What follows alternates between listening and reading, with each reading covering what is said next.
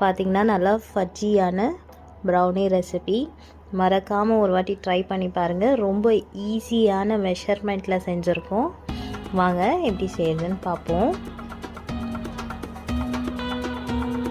இதுக்கு பார்த்திங்கன்னா ஒரு டபுள் பாயிலிங் மெத்தடில் நான் ஒரு 1.5 cup of chocolates, dark chocolate எடுத்துக்கிறேன். கூடவே ஒரு 1/2 கப் ஆஃப் பட்டர் போட்டுக்கலாம். பட்டர் போட்டுட்டு நம்ம அதை மெல்ட் ஆகிற வரையும் கொஞ்சம் மிக்ஸ் பண்ணி விடுவோம். சாக்லேட்டும் பட்டரும் ரெண்டும் சேர்ந்து இப்படி மிக்ஸ் ஆகி வரும்போது நம்ம இது ஒரு சைடில் வச்சுடுவோம்.